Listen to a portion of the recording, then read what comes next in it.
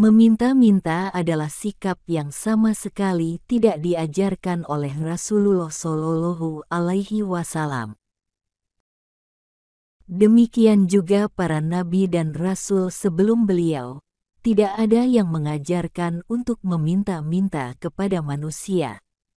Para utusan Allah Subhanahu wa Ta'ala justru memberikan keteladanan berupa kemandirian. Sejak belia, Nabi Muhammad Shallallahu Alaihi Wasallam sudah bekerja sebagai penggembala. Saat beranjak dewasa, beliau bekerja sebagai pedagang. Bagaimana dengan nabi-nabi sebelumnya? Nabi Nuh alaihi salam adalah seorang tukang kayu.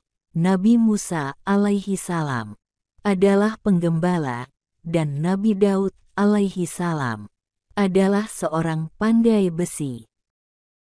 Ini adalah sebagian keteladanan yang dicontohkan oleh para utusan Allah Subhanahu wa Ta'ala, di mana mereka mengajarkan kepada kita untuk tidak hidup dari meminta-minta kepada manusia.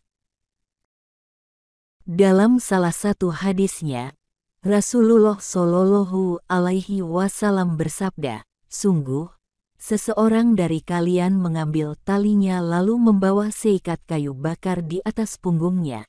Kemudian ia menjualnya, sehingga dengannya Allah menjaga kehormatannya. Itu lebih baik baginya daripada ia meminta-minta kepada manusia.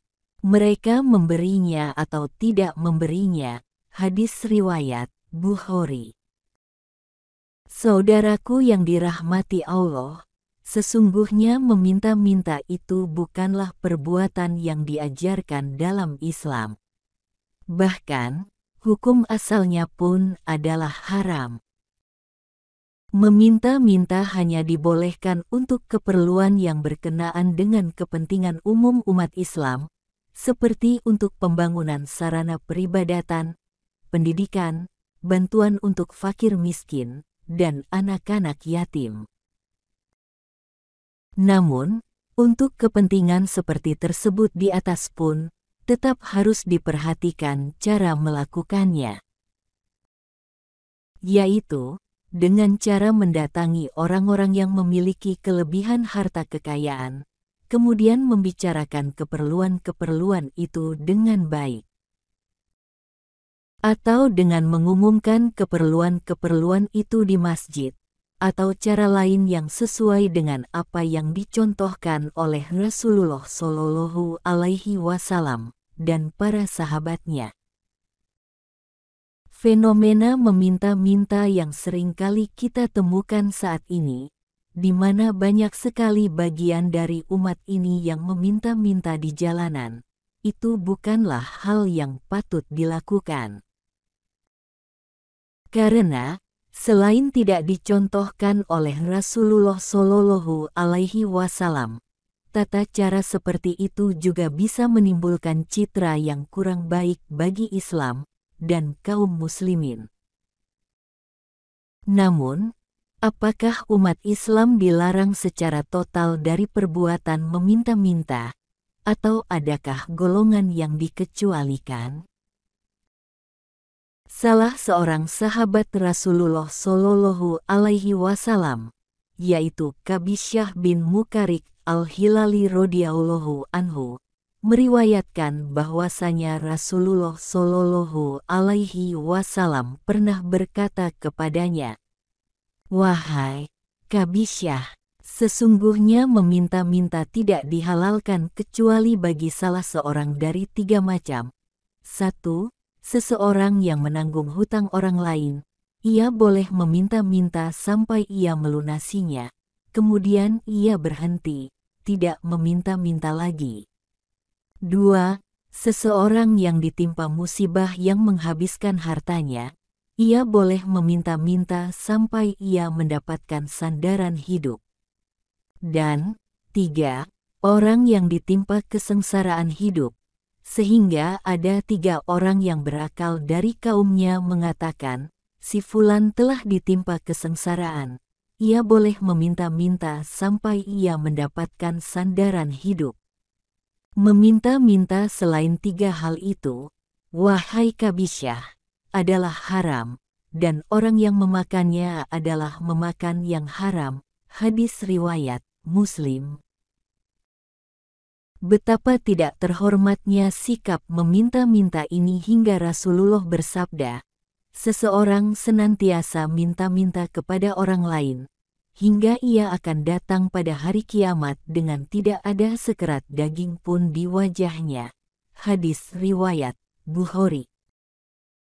Dalam hadis ini Rasulullah Shallallahu Alaihi Wasallam bermaksud untuk menegaskan betapa buruknya perilaku kebiasaan meminta-minta kepada manusia. Dengan hadits tersebut di atas, Rasulullah Shallallahu Alaihi Wasallam menyampaikan bahwa di akhirat kelak, wajah orang-orang yang terbiasa meminta-minta kepada manusia selama hidup di dunia tidak akan terdapat daging pada wajahnya, yang nampak hanyalah bagian tengkoraknya saja. Kondisi ini adalah hukuman bagi orang-orang yang enggan melepaskan diri dari kebiasaan untuk meminta-minta, tanpa sedikit pun ada rasa malu di dalam dirinya. Islam mensyariatkan kepada para pemeluknya dari sikap mental peminta-minta. Maksud sikap meminta-minta ini adalah ketika seseorang terbiasa hidup dari meminta-minta kepada orang lain, baik uang ataupun hal-hal lainnya, meski sebenarnya hal-hal yang dia pinta itu bukanlah sesuatu yang ia butuhkan secara mendesak. Di dalam Al-Quran Allah Subhanahu wa Ta'ala berfirman, "Berinfaklah kepada orang-orang fakir yang terikat oleh jihad di jalan Allah. Mereka tidak dapat berusaha di bumi. Orang yang tidak tahu menyangka mereka orang kaya karena memelihara diri dari minta-minta. Kamu kenal mereka dengan melihat sifat-sifatnya. Mereka tidak meminta kepada orang secara mendesak. Dan apa saja harta yang baik yang kamu nafkahkan di jalan Allah, maka sesungguhnya Allah Maha Mengetahui." Quran Surah Al-Baqarah ayat 273.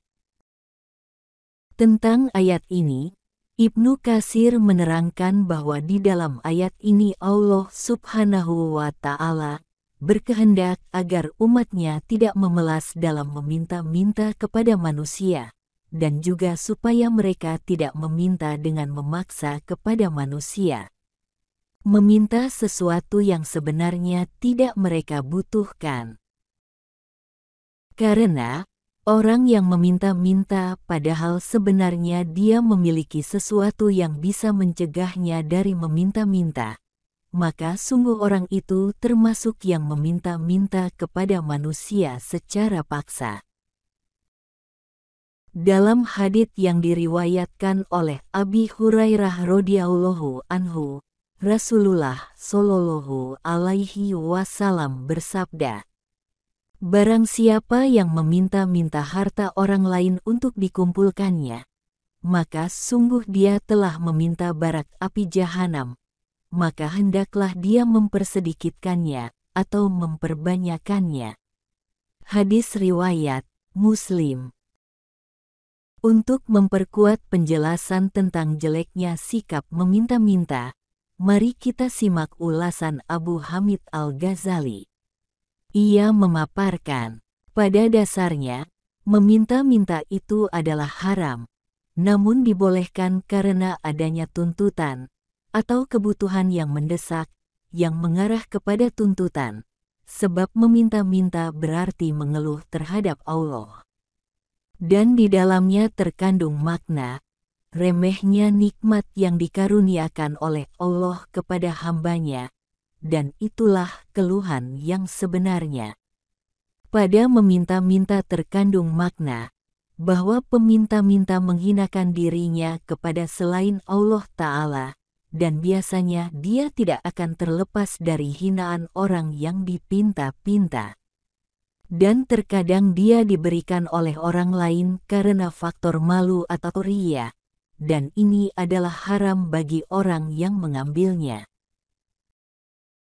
Dari Samurah bin Jundub radhiyallahu anhu, bahwa Nabi Muhammad Shallallahu alaihi wasallam bersabda, "Sesungguhnya, meminta-minta itu sama seperti seseorang menggores wajahnya sendiri, kecuali jika dia meminta kepada penguasa, atau meminta karena darurat."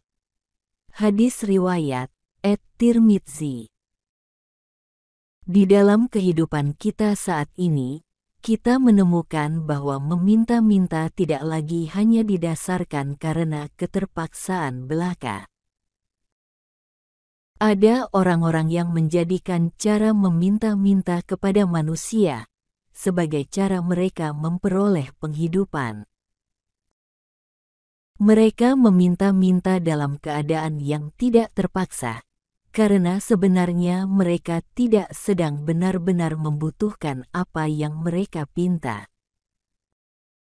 Bahkan, ada juga yang menjadi peminta-minta padahal kehidupannya tidak terkategori sebagai orang yang kekurangan. Dalam salah satu hadisnya, Nabi Muhammad Shallallahu alaihi wasallam telah menjelaskan standar kaya yang mengharamkan seseorang untuk meminta-minta. Hadis ini diriwayatkan oleh Sal bin Hanzalah, bahwasanya Rasulullah bersabda, "Barang siapa yang meminta-minta padahal dia memiliki apa yang membuatnya berkecukupan, maka sesungguhnya dia memperbanyak meminta neraka jahanam." Para sahabat bertanya, apakah ukuran yang menjadikan seseorang dikatakan berkecukupan? Rasulullah Shallallahu alaihi wasallam menjawab, apa yang bisa membuat dia makan dan menyambung hidupnya. Sahabatku yang mulia, sesungguhnya panutan kita Muhammad Shallallahu alaihi wasallam sangat menghargai dan menyukai pekerjaan seseorang meskipun hanya menghasilkan upah yang sedikit, ketimbang orang yang hanya menengadahkan tangannya kepada orang lain. Meskipun pekerjaan seseorang itu hanya pedagang asongan, buruh bangunan, atau pekerjaan-pekerjaan lainnya, yang menurut sebahagian pandangan masyarakat kita, dinilai sebagai pekerjaan yang remeh. Itu adalah sebuah kebaikan yang teramat besar, dibandingkan orang yang hanya mengandalkan hidupnya dari meminta-minta kepada orang lain. Dalam sebuah keterangan dari Zubair bin Awam radhiyallahu anhu, disebutkan bahwasanya Rasulullah Shallallahu alaihi wasallam bersabda, "Seandainya salah seorang dari kalian mencari kayu bakar dan memanggulnya di atas punggungnya, sehingga dengannya ia dapat bersedekah dan mencukupi kebutuhannya, sehingga tidak meminta kepada orang lain, itu lebih baik daripada ia meminta-minta kepada orang lain, baik ia memberinya atau menolak permintaannya. Karena tangan yang di atas itu lebih utama dibanding tangan yang di bawah. Dan mulailah nafkahmu dengan orang-orang yang menjadi tanggung jawabmu." Hadis riwayat muttafaqun alaih. Saudara-saudaraku yang dicintai Allah, demikianlah ketujuh wasiat yang disampaikan oleh suri teladan kita Muhammad Shallallahu alaihi wasallam kepada sahabatnya yaitu Abu Dzar al-Ghifari radhiyallahu anhu. Meskipun wasiat atau nasihat ini ditujukan kepada Abu Dzar radhiyallahu anhu, akan tetapi yang dimaksud oleh Rasulullah Shallallahu alaihi wasallam adalah seluruh umatnya hingga masa kini dan masa nanti. Termasuk kita, termasuk Anda, termasuk saya. Segala yang diwasiatkan Rasulullah Shallallahu Alaihi Wasallam, tiada lain dan tiada bukan adalah sebagai pedoman bagi kita, untuk bisa meraih kebahagiaan hidup, baik di dunia dan di akhirat. Tak ada satupun wasiat yang beliau sampaikan dengan tanpa tujuan, apalagi dengan kesia-siaan. Semoga kita bisa mengamalkan ketujuh wasiat Rasulullah Shallallahu Alaihi Wasallam ini, sehingga kita menjadi bagian dari golongan orang-orang yang oleh Allah Subhanahu wa Ta'ala diberi kebahagiaan dunia dan akhirat. Amin ya Robbal Alamin.